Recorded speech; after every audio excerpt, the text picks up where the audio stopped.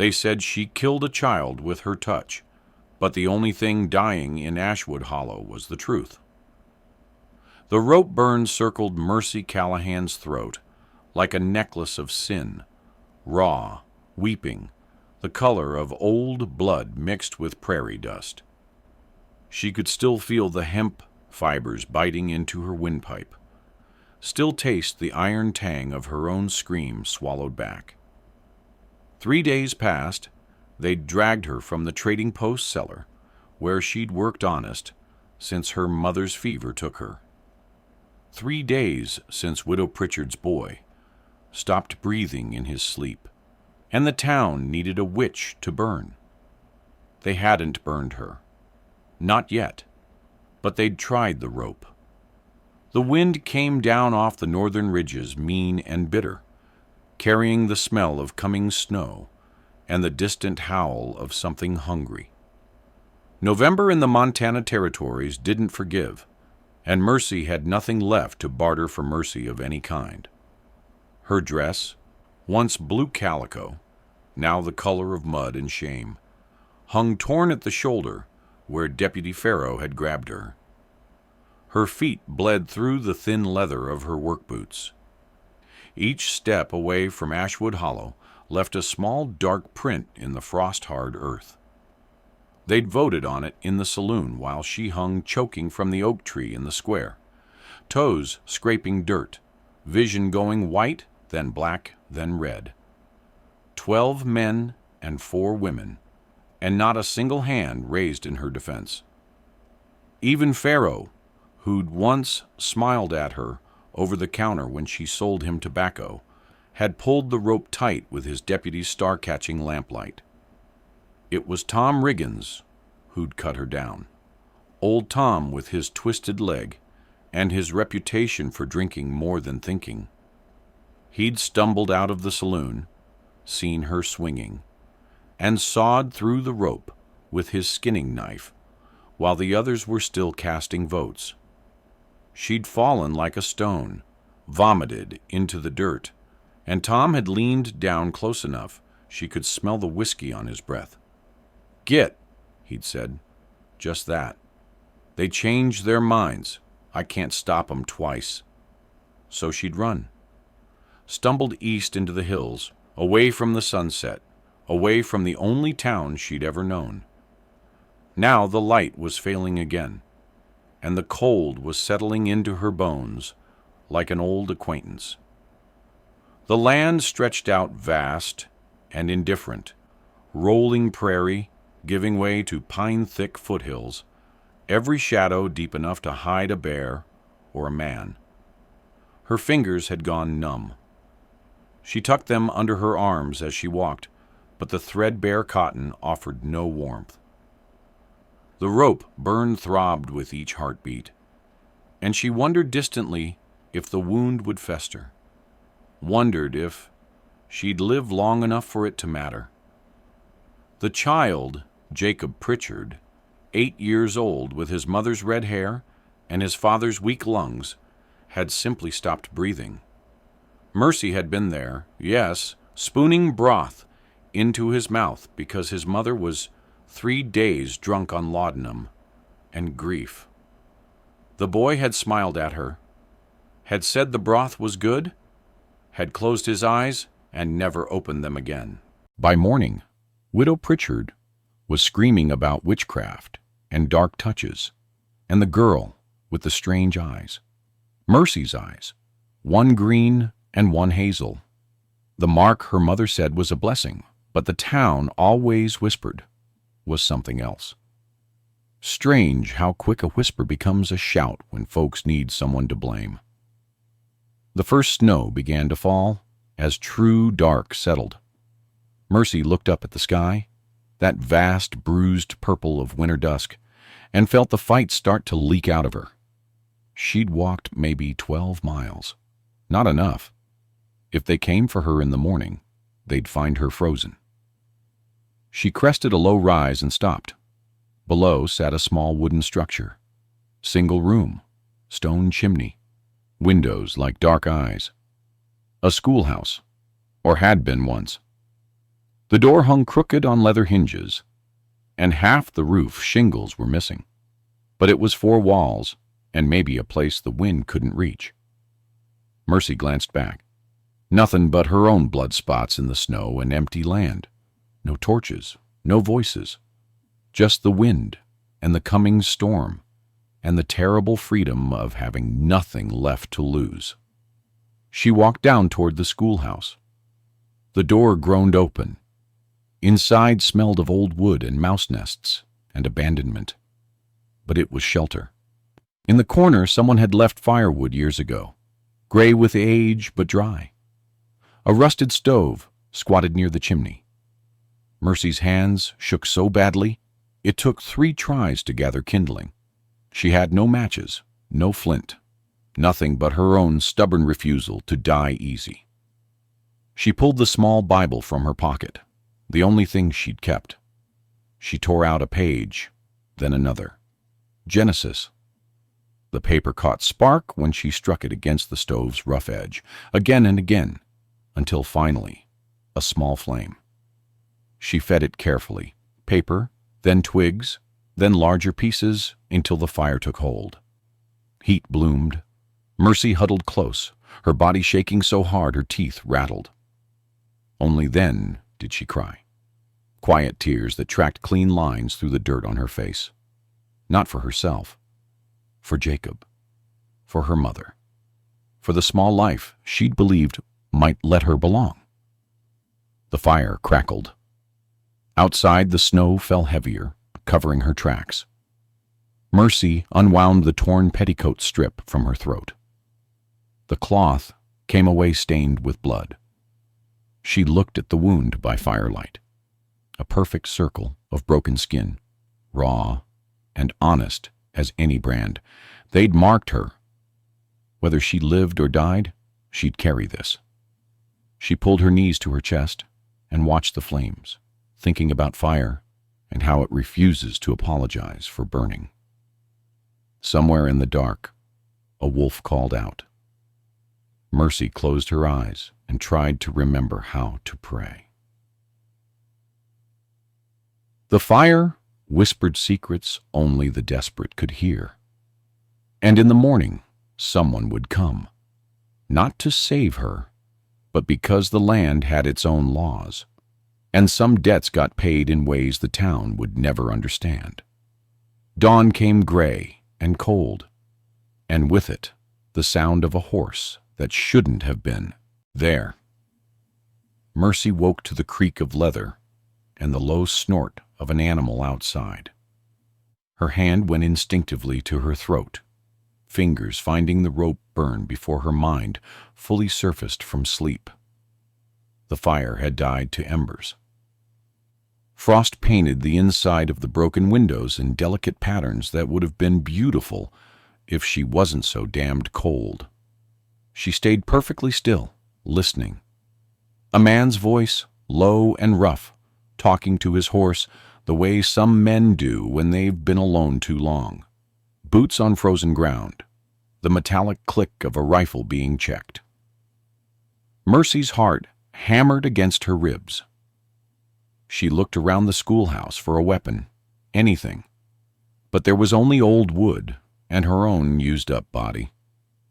The door was the only way out, and whoever was outside stood between her and it.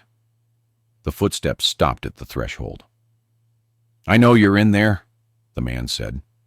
His voice carried the weight of tobacco and exhaustion. "Saw the smoke last night. Figured someone was foolish enough to hole up here." Mercy pressed herself against the wall beside the stove, making her body as small as possible.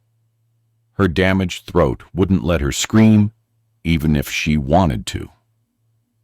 "Ain't here to hurt you," the voice continued. "But you got about 3 hours before a storm comes through that'll bury this whole valley. You plan on freezing? That's your business. But I got coffee heating, and you look like you could use some." The door swung open slowly. Morning light spilled in, and with it came the man. He was tall, maybe 40, with a face that had seen weather and worse. gray threaded through dark hair that hung past his collar.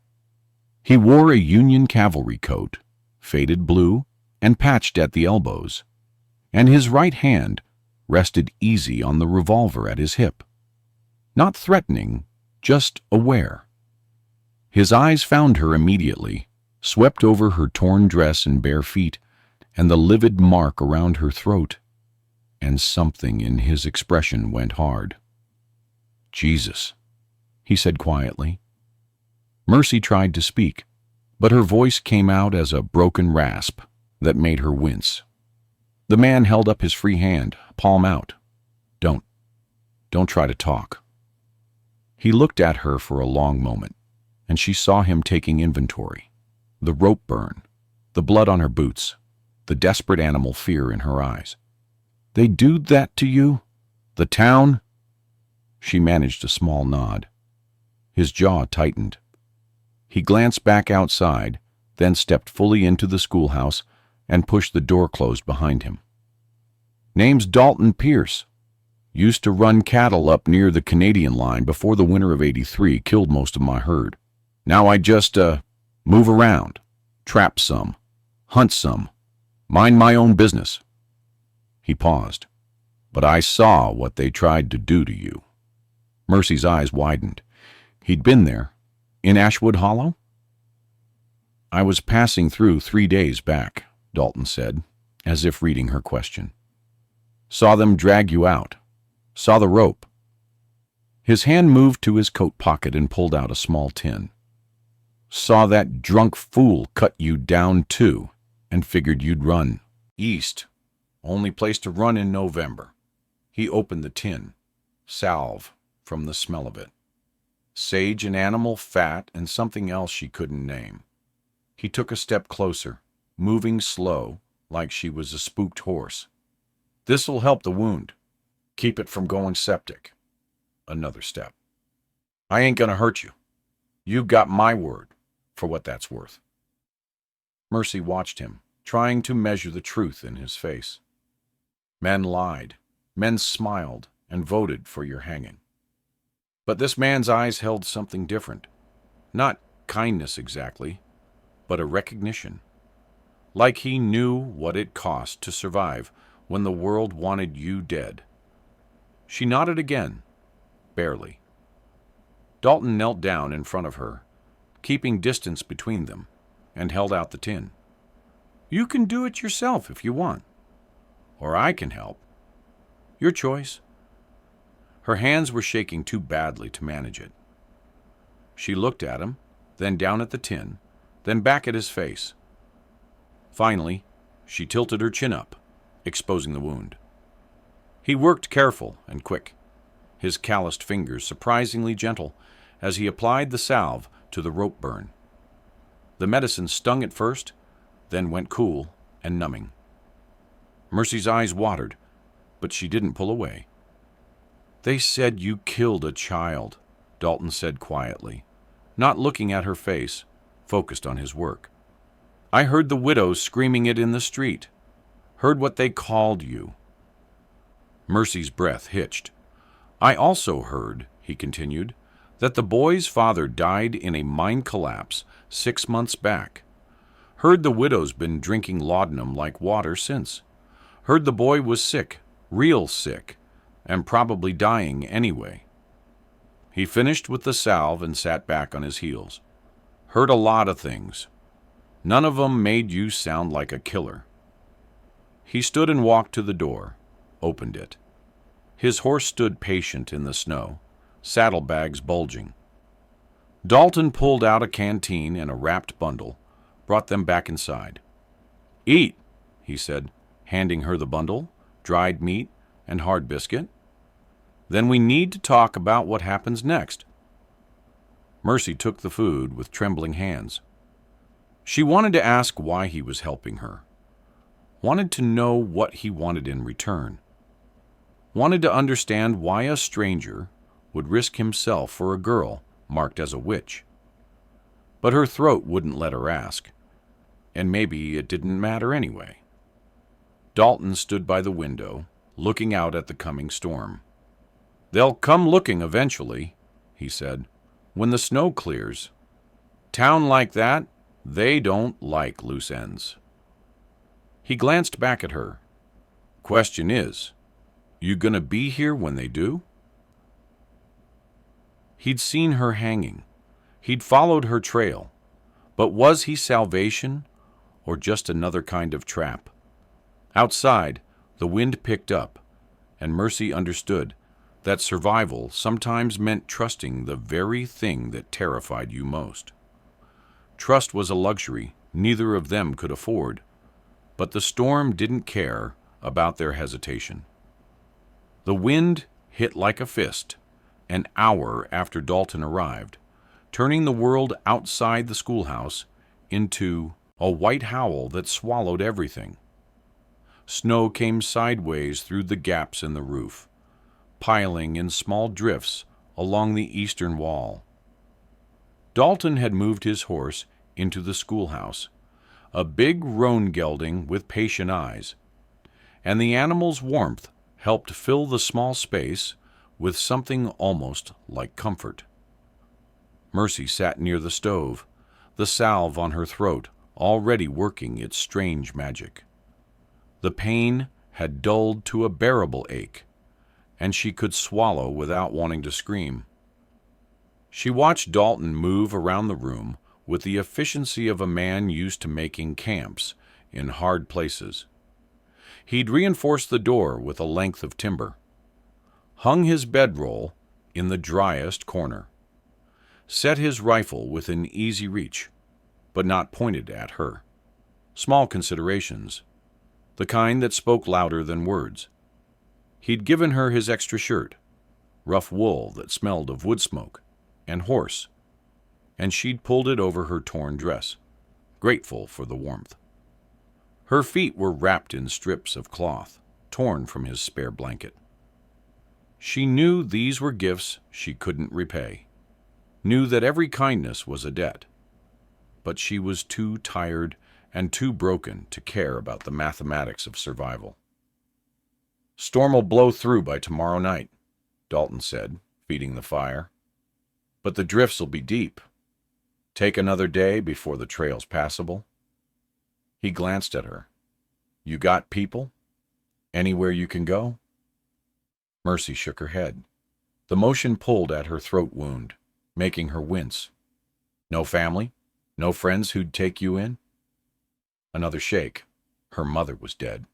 Her father, whoever he'd been, had left before Mercy could form memories.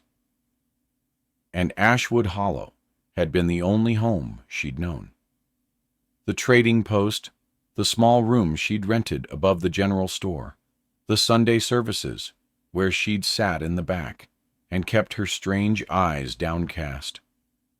All of it was gone now, burned away like morning frost under an angry sun. Dalton was quiet for a moment, staring into the fire. "I had a daughter once," he finally said. "She'd be about your age now. 17, 18, maybe." Mercy looked at him, surprised. His voice had gone soft, distant. "Cholera took her when she was 6, he continued. "Took my wife, too, same summer. We were camped near Fort Benton, and the sickness came through like God's own judgment." He picked up a stick, poked at the coals. "Preacher said it was the Lord's will. Said we should accept it as part of his plan." His jaw worked. "I buried them both in ground so hard I broke 2 shovels. Then I took that preacher's Bible and burned it in their grave fire." The confession hung in the air between them, raw and honest. "Point is," Dalton said, looking at her now, "I know what it's like when the world decides you're disposable. When folks who claim to speak for God decide your pain don't matter as much as their comfort." He tapped the stick against the stove. "So when I saw them hang you, or tried to, I couldn't just ride past. Maybe that makes me a fool. But I've been a fool for worse reasons." Mercy reached for the small slate that had been left in the schoolhouse, probably from when it actually taught children. She found a piece of chalk, barely more than a nub, and wrote in careful letters, "Why help me?" Dalton read it, then smiled, a sad, worn expression. Because somebody should have helped my Sarah, should have helped my wife, and nobody did. He stood, walked to the window. And because I saw your eyes when they put that rope on you. You weren't guilty. Guilty people got a look. I seen enough of them during the war to know. You were just scared and confused, like a kid who couldn't understand why the adults had stopped making sense. Outside, the storm screamed against the walls. Inside, the fire crackled, and the horse shifted its weight, and something fragile was being built between two people who'd lost their faith in building anything. Mercy wrote again, "What they'll do to you if they find you helped me?" "Probably nothing good," Dalton admitted. "But I've been shot at, stabbed, nearly froze to death twice, and watched everything I loved die in front of me. I ain't scared of a town full of cowards who hang girls for having different colored eyes." He reached into his coat and pulled out something wrapped in old cloth. When he unfolded it, Mercy saw the rope. The actual rope they'd used to hang her. He'd cut it from the tree, she realized, kept it. "Found this after you ran," he said. "Figured it was evidence, proof of what they'd done." He held it up to the firelight, and Mercy could see the dark stains on the hemp, her blood, her skin. "Question is, what do we do with it?" Mercy stared at the rope, her stomach turning. That thing had been around her throat, had tried to kill her, was trying to kill her still, in memory, every time she closed her eyes. She took the chalk and wrote, "Burn it." Dalton nodded slowly. That was going to be my suggestion. He moved to the stove, opened the iron door. The flames leaped and danced, hungry. Some things need to be destroyed. Some things don't deserve to exist. He held the rope over the fire, then paused. "You want to do it? Might help, letting it go yourself." Mercy stood on shaking legs, walked to the stove, took the rope from his hands. The hemp felt rough and hateful against her palms, and for a moment she was back in the town square, choking, dying, watching the faces of people she'd known her whole life turn away. Then she threw it into the fire. The rope caught immediately, sending up a plume of black smoke that smelled of tar and death. It writhed in the flames like a living thing, twisting and blackening, and Mercy watched it die with a satisfaction that scared her a little. She'd never wanted to destroy something before, never felt this sharp pleasure in watching pain return to its source. "Good," Dalton said quietly. "That's good."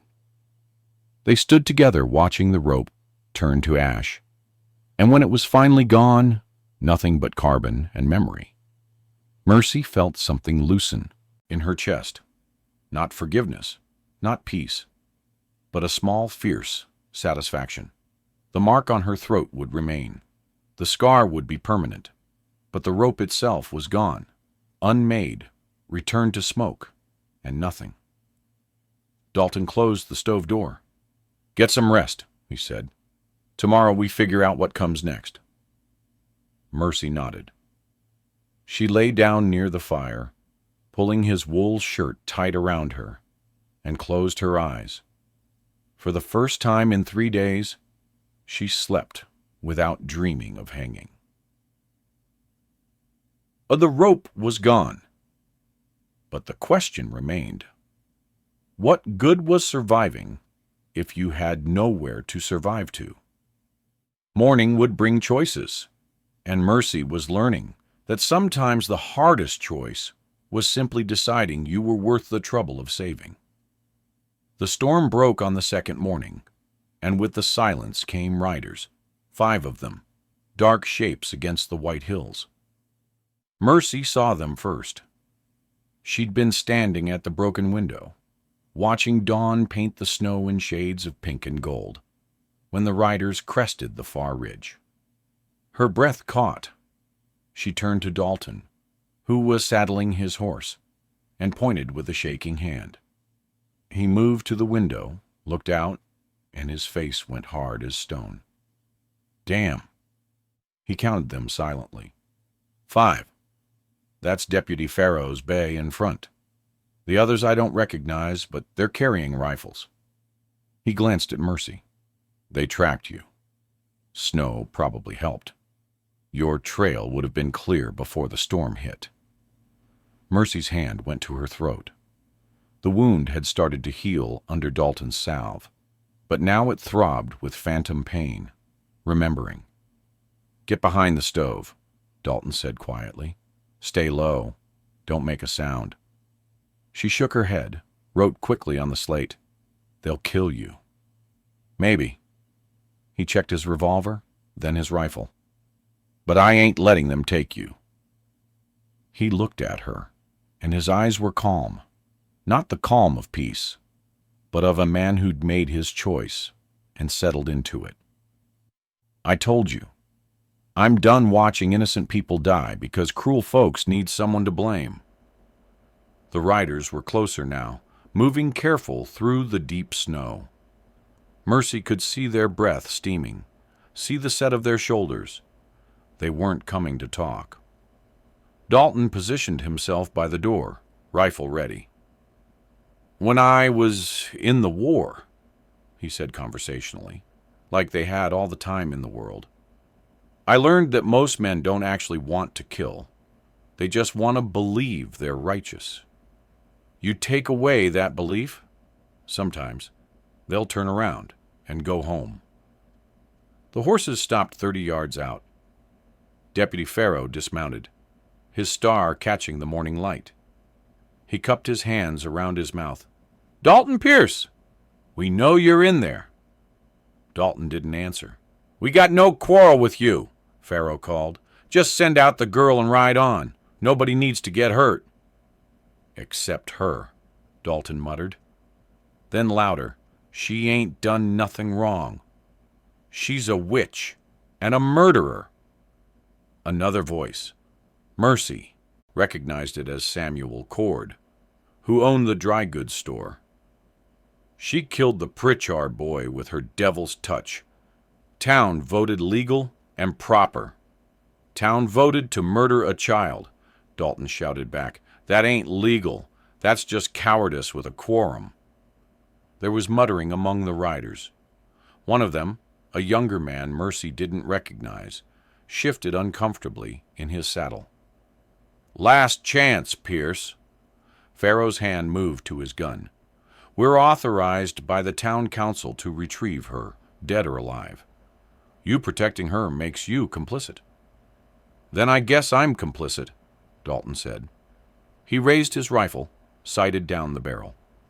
First man through that door gets a bullet. Your choice how this goes. The standoff held.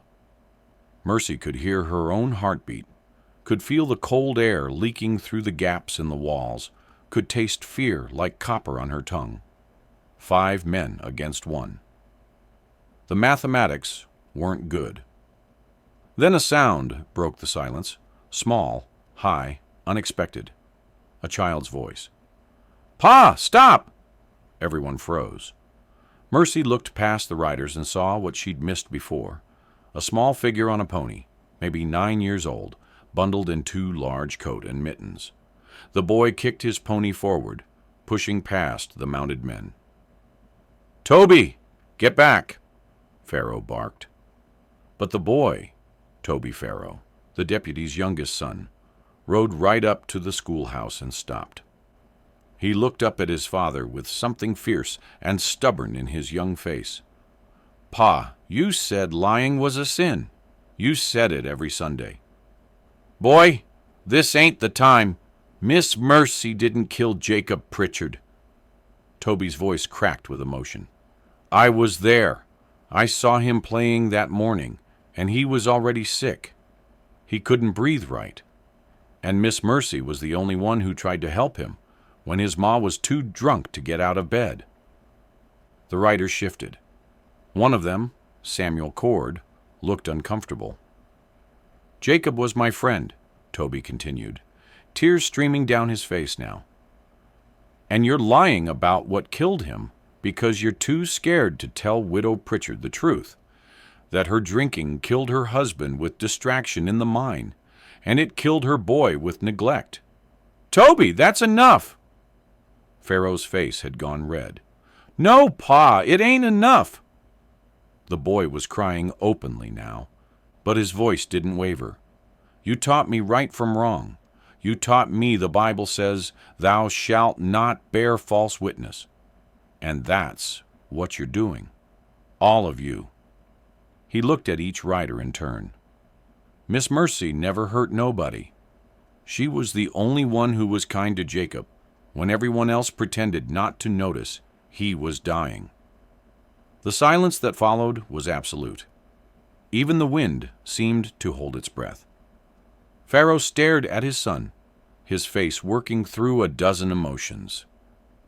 Shame warred with anger, and both lost to something that looked like grief. He looked at the other men, then back at the schoolhouse, then down at his hands on his reins. He's right, said the young writer Mercy didn't recognize.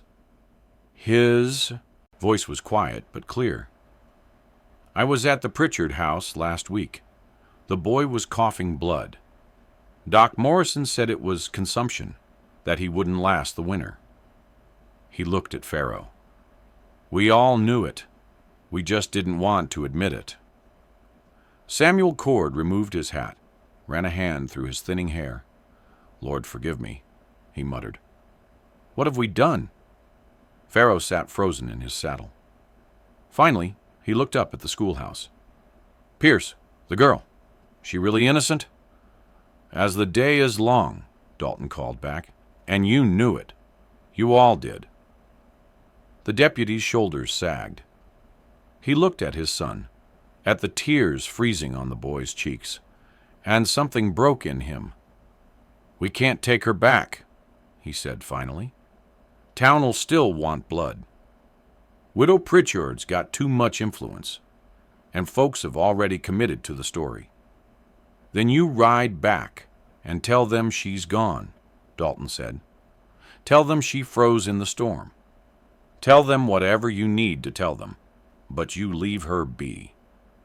Pharaoh nodded slowly. He looked at his men. We didn't find nobody.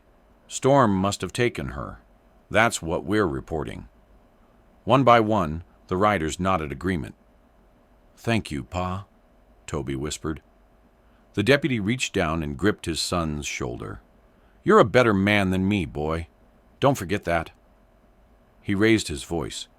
Pierce, we're leaving, but you get her far from here. Canada, maybe, or California. She can't ever come back. Understood, Dalton said. The riders turned their horses and began the slow ride back through the snow. Only Toby lingered, looking at the schoolhouse. I'm sorry, Miss Mercy, he called out. I'm sorry we didn't help you.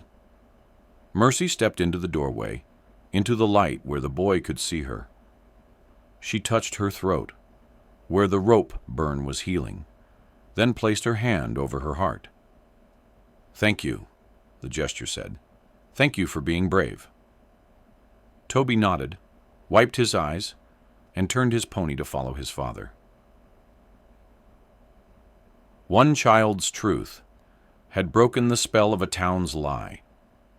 But some freedoms come with the price of exile, and Mercy was learning that survival and belonging were two different countries entirely. They said a person couldn't grow roots in frozen ground, but Mercy Callahan was about to prove them wrong. 3 months passed before Mercy spoke again. Her voice came back slow and broken, like water finding new channels through rock. The first word was thank. Whispered to Dalton one morning when he brought her coffee in the cabin he'd helped her claim.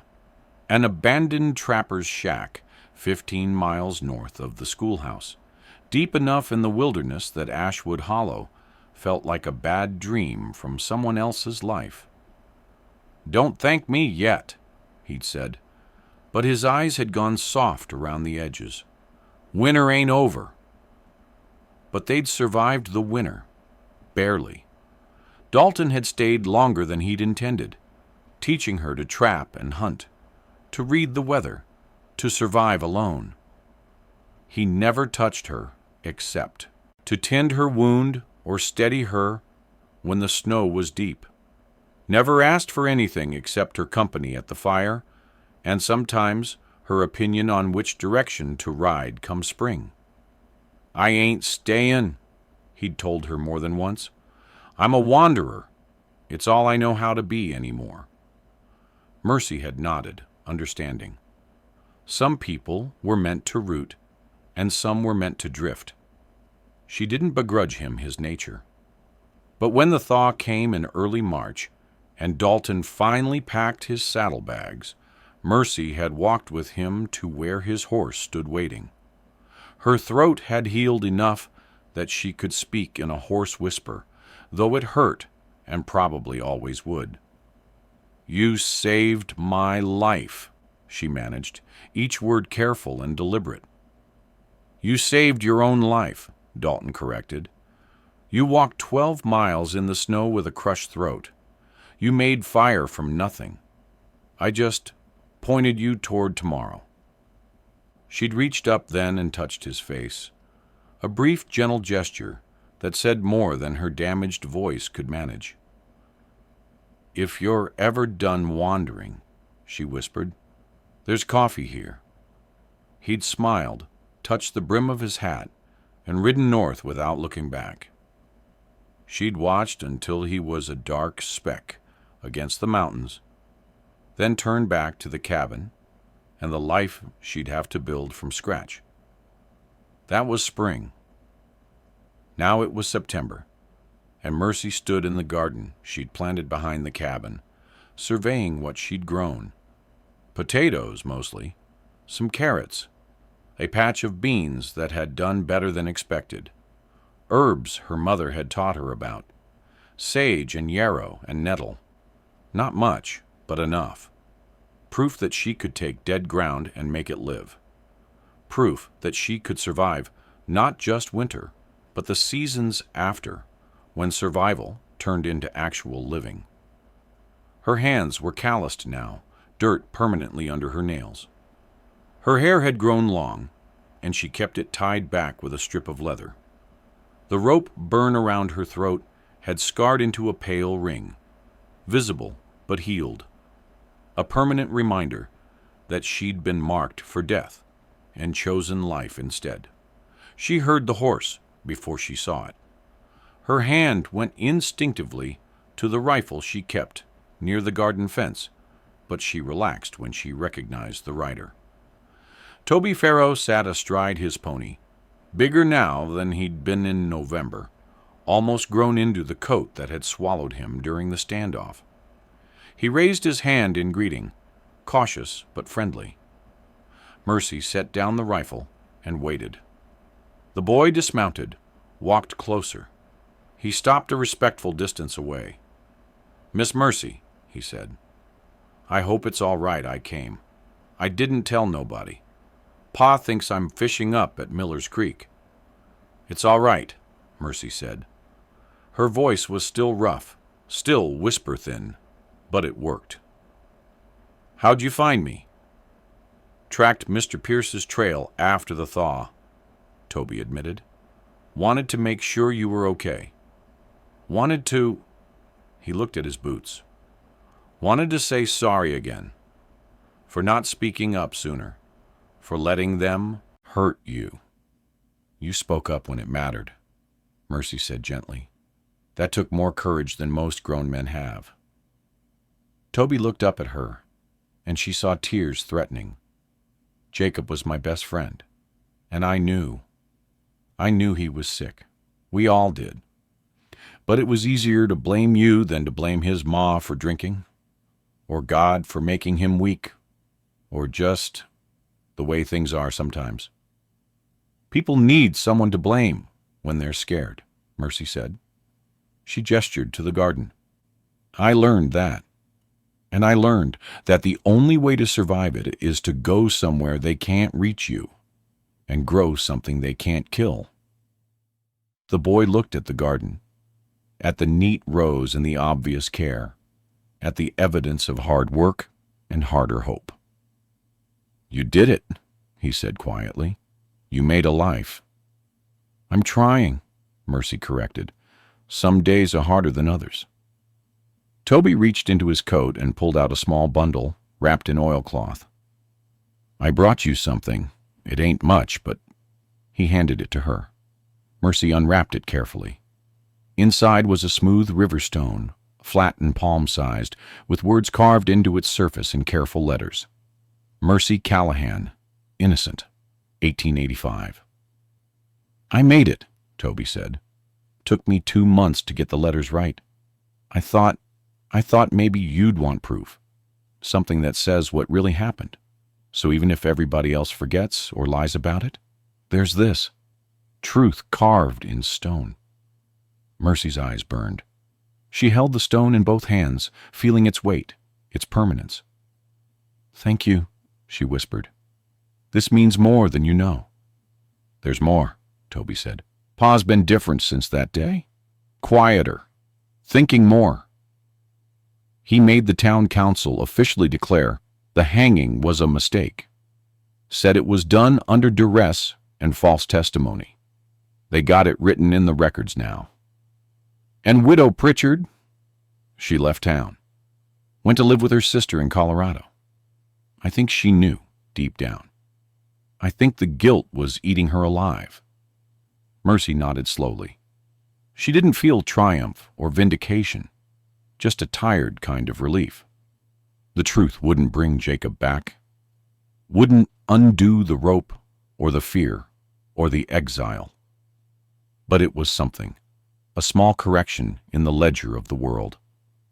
You can come back if you want, Toby said. Pa said so.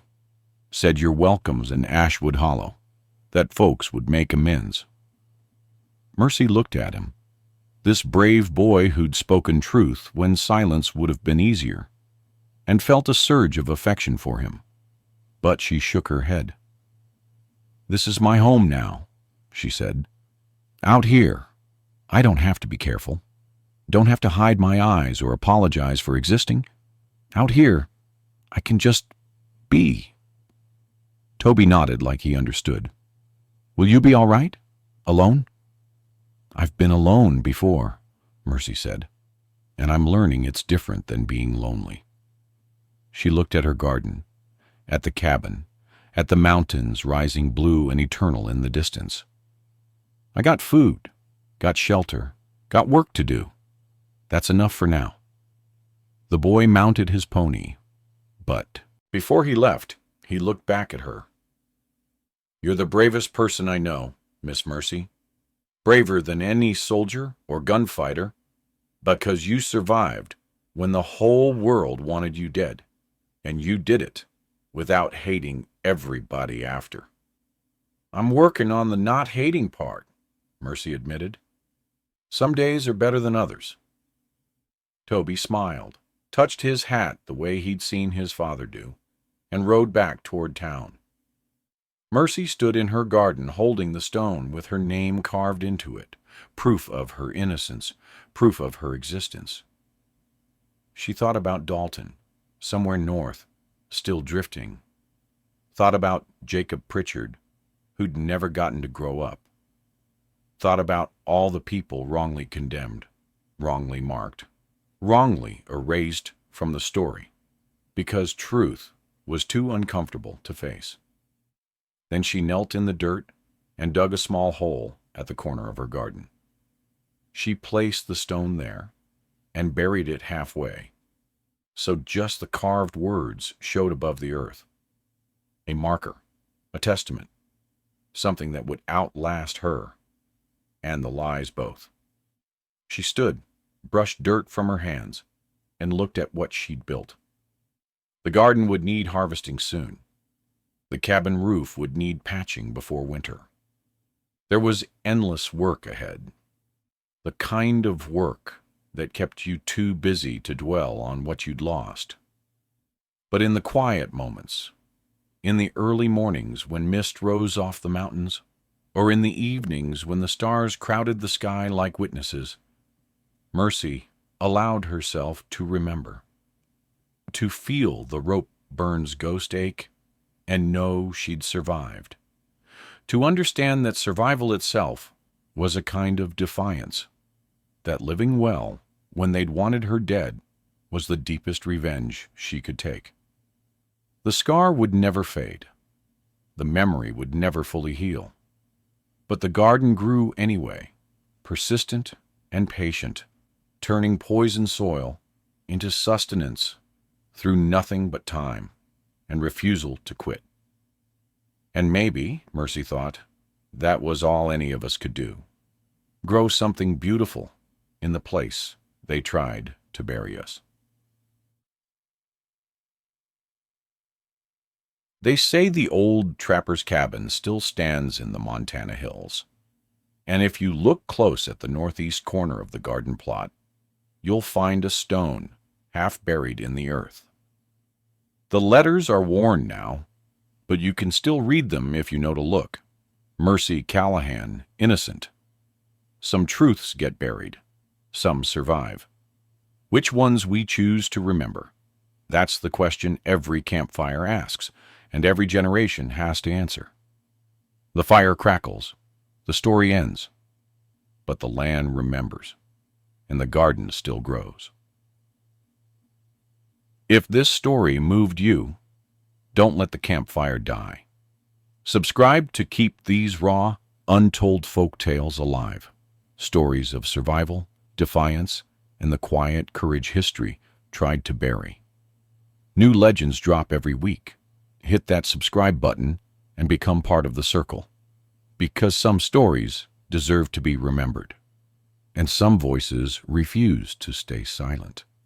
The next tale is waiting. Will you be there to hear it?